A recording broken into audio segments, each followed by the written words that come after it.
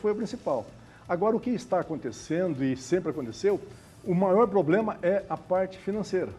Ah, afeta também? Não, esse é o principal. Por quê? São duas coisas que afetam num relacionamento, na minha opinião, entre quatro paredes no quarto, o relacionamento amoroso, sexual do casal, e a parte financeira.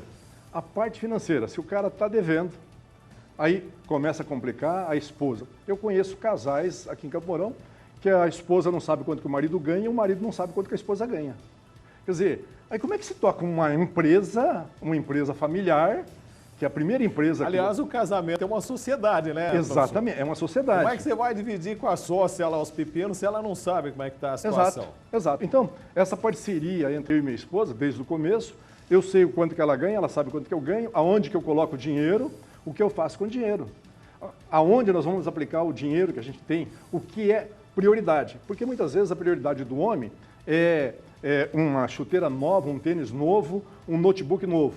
E da esposa é um fogão a gás melhor para economizar gás, etc.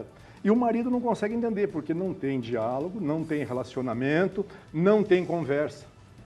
Aí quando não tem conversa ali, quando vai para o quarto, aí a coisa pega, aí a briga começa. E essa questão que o senhor levantou aí da questão financeira, muitas vezes o cara está apurado, ele já não sabe mais como é que vai fazer, ele passa no boteco, toma uma, achando que lá ele vai achar uma solução. E só vai complicando cada vez mais a situação, né, professor? Aí eu chego em casa, aí a mulher não fez a carne porque não tinha, não fez o frango porque não tinha, porque ninguém comprou, aí começa a discussão, aí já parte para agressão.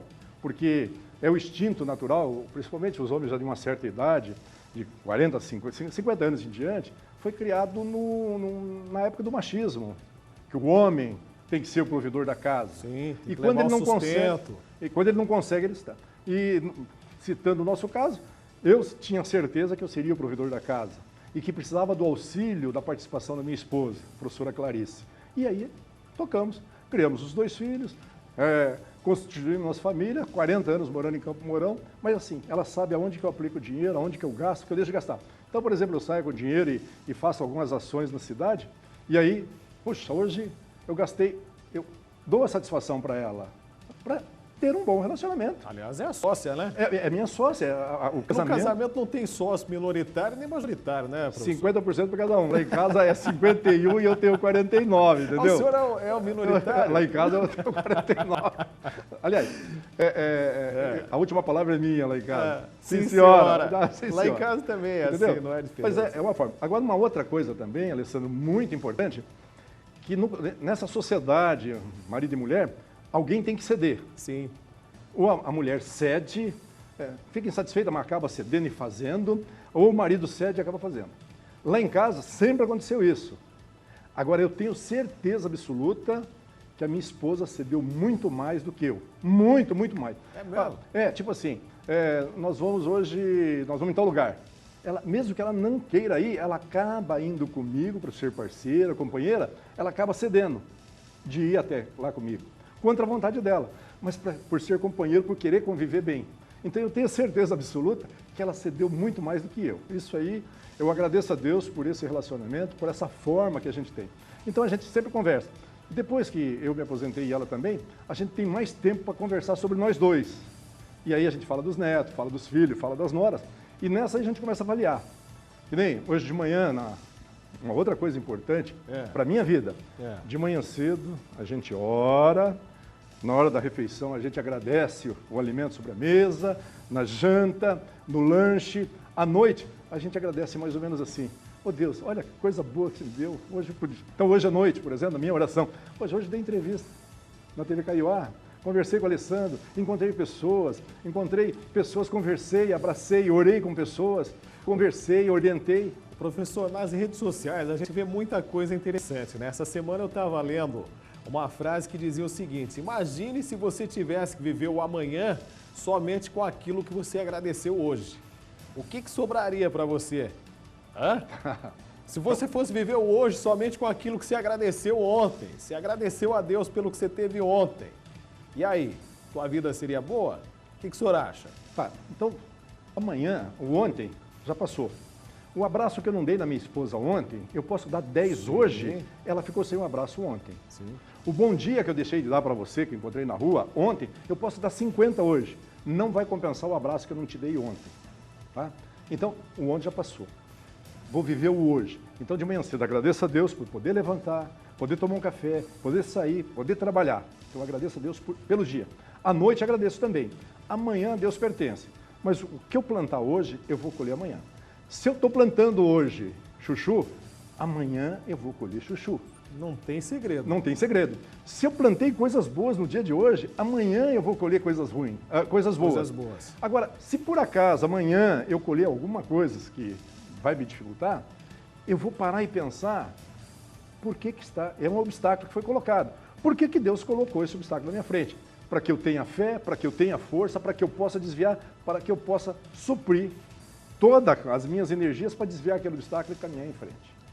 Muito bem. Bom dia, Alessandro. Adoro o programa. Você é um ótimo apresentador. Parabéns pelo programa. É a Lucimara do Tropical 1. Tô ligada, quero participar. Ô, Lucimara, é bondade sua. Eu tô aprendendo aqui com as feras. Uma dessas feras é o professor ID aqui, que me fez carregar muito tijolo. Não esquece, não esquece. O pessoal não esquece. Para construir o ginásio da Unidade Polo. Ainda bem que naquela época não deu conselho tutelar. Esse começou a me ensinar, era piazinho, tinha que descarregar tijolo, tinha que bater massa, né? É. Mas, ó, não matou ninguém, né, Ibê? Não. O interessante que tudo isso aí é que nós acabamos formando cidadão. Uma outra coisa importante num casal, Alessandro, voltando a falar, as pessoas ficam discutindo o que aconteceu ontem, a semana passada, o mês passado ou no início do namoro. Começa por hoje no prato do dia. Uhum. Não, aquilo já foi. A vida do casal tem que ser como... Quando você pega um carro, você olha mais tempo para o retrovisor ou você olha para o para-brisa? Para frente. Você que está dirigindo? Ué, para frente? Tá. Você olhando para frente, você vai ver a estrada, a estrela, o sol, as montanhas, as casas, a beleza da natureza. O retrovisor é pequeno exatamente para você ver algumas coisas do passado. Só isso. Olhar para ver o que aconteceu lá, mas não é para ficar se marcando. E os casais hoje, não, porque você lembra, já pensou, você lembra, Clarice, há 40 anos atrás você não quis me dar aquele beijo? Pomba, eu vou brigar com ela por causa de 40 anos atrás, ela não me deu aquele beijo, pomba. Sabe? São coisas assim que a pessoa vai remoendo. Outra coisa interessante que eu li esses dias é que discutir com a mulher é igual tempestade. Na hora que você pensa que acabou, vem outra pancada. Não.